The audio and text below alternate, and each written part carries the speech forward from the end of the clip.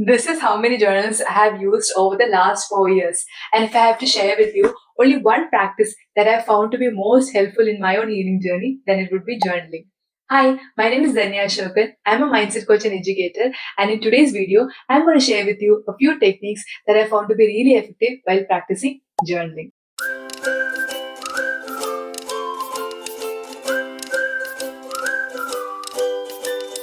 The practice of journaling is nothing but picking up a pen and a piece of paper and just writing down whatever that is there in your mind.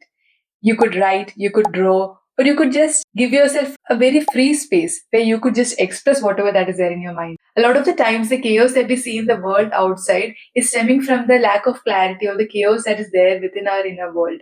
And journaling allows us this opportunity to see what is there in our inner world, examine what is there in our inner world, let go of a lot of unwanted, unpleasant, recurring thoughts that is there in our mind, offer it a space to be, and get it released from our system. There are different ways that we can do journaling. One of the first techniques of journaling that we're going to look at today is called mind cleanse journaling. And I found this journaling to be really effective on those days when I find myself getting really disturbed by the end of the day and I can sense that I'm feeling very drained and tired. On those days, especially, this practice or this technique of mind cleanse journaling is the technique that I found to be really effective in helping myself coming back to a state of peace with it. To practice mind cleanse journaling, again, what you need to do is to pick up a journal and write down whatever thoughts that is coming into your mind. It's important that you don't read what is being written because this is not something new that we are creating. It is just a space where we are offering ourselves the space to empty out whatever that is creating chaos within. The priority or a focus here needs to be to offer ourselves this judgment free space where we can just let it all out. You could also burn these paper after once you have let it all out. You could also tear it down if you find it more comfortable to just tear it down. But whatever may be the case, make sure that you don't read what is being written. The idea is to just let it all go out. And you do not worry about whether this would create a negative impact in your life because here you're not creating new thoughts or new ideas. You're just letting go of the ideas that was there already within you. So it was already creating chaos in your reality. And now you're just letting it go so that you can create a new reality. So mindfulness journaling is really helpful when it comes to letting go of ideas that are no longer serving us and letting go of those ideas that are really disturbing us. So that was the first technique that we looked at to practice journaling. The second technique that I want to discuss with you today is the technique of using journaling prompts to discover new ideas or to come up with new ideas and solutions. To use this technique, what you need to have is to access some journaling prompts that can help you gain more clarity about whatever topic that you're finding yourself thinking about. You can just access ChatGPT or Google, and it's very easy for us to find journaling prompts these days. But one technique that you can use in case if you don't have access to any journaling prompts is to pick up a piece of paper and write down whatever topic that you're thinking about at the center of that paper, and then around that start thinking about all the other topics related to that you're thinking about. So for example, I have a BLS appointment tomorrow, and there are a lot of things that I need to plan around that.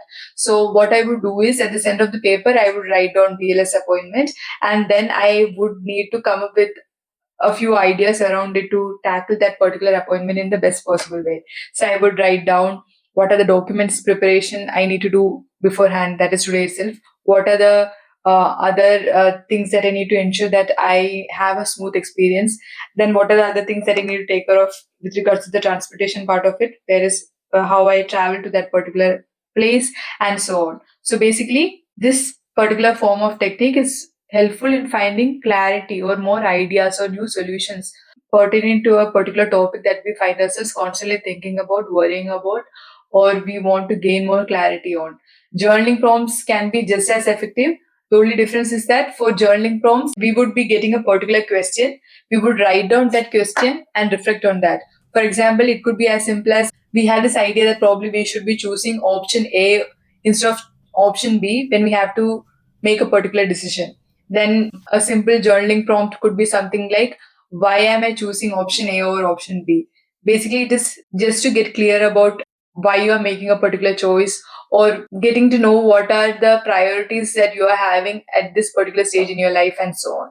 So this is the second technique that you can use to practice journaling, which is to generate more ideas or gain more clarity by using journaling prompts or the mind map exercise where you write that particular topic that you're thinking about at the center of the paper and then start branching out new ideas from that center point.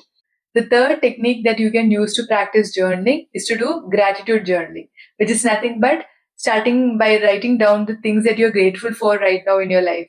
You could just begin by writing down the statement, I am grateful for the fact that I have this phone in front of me using which I get to record videos.